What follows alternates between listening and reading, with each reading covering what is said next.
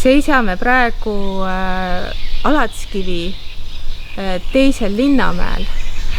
Et see on selline huvitav koht, et kui me lähme tagasi keskaega, vara keskaega, kus olid sellised segased poliitilised olud, ei olnud väga ohutu elada, siis vot sellised kohad nagu see siin on tüüpiline koht, kuhu võiks rajada sellise kaitsva linnuse. Ja sellisena on ta ka võetud tegelikult muinsuskaitse alla. Ja tegemist on mälestisega juba, mis on juba päris kaua aega olnud muinsuskaitse all. 2017.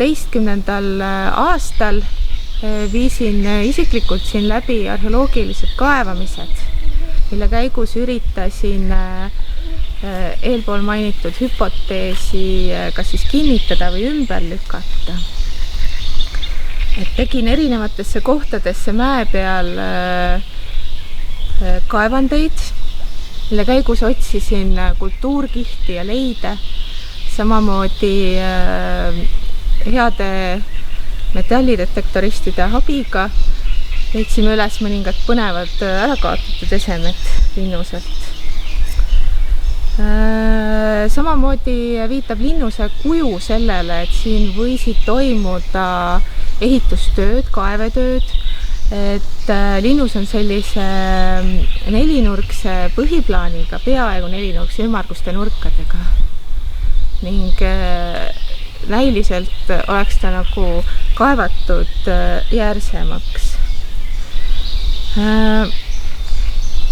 Paraku sellist kindlat keskaegsele linnusele viitavat kultuurkihti linnuselt ei leitud kaevamiste käigus, aga küll aga selle koha peal, kus ma seisan, oli õhuke ja üsna väikesel alal asuv kultuurkihi laik, kust tuli keraamikat ja sütt, mis mõlemad said ka dateeritud. Dateeringud läksid küll 18.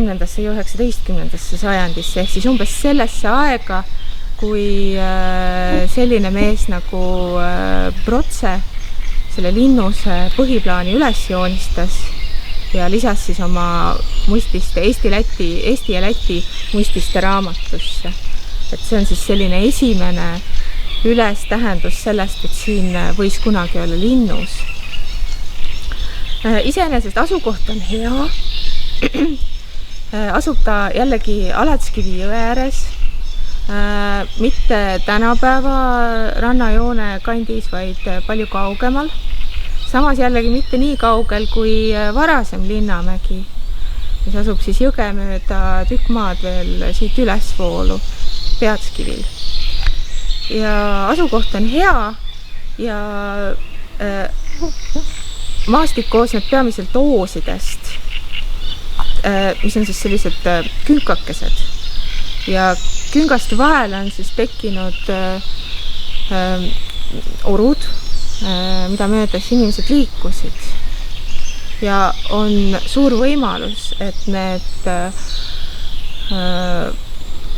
näilised kraavid, mis selle antud Linnamäe ümber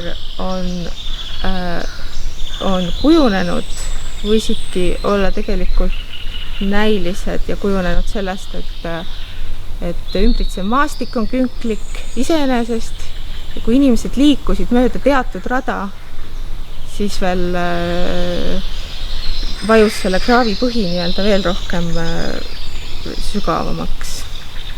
Et paraku kuju on tal siiski niivõrd neljakandiline, et päris 100% ei saa väita, et tegu linnusega ei ole, et siiski on võimalik, et siia taheti rajada kaitserajatist, kuid võib-olla olud läksid kergemaks, enam ei olnud seda kaitserajatist tarvis ning selle tõttu jäeti see pooleli.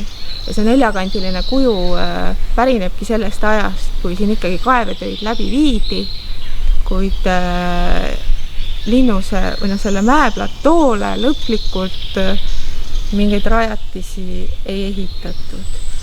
Kuigi asukoht on tal väga soodne ning väga sobiv sellise keskaegse üliku linnuse või siis kindlustatud mõisa jaoks.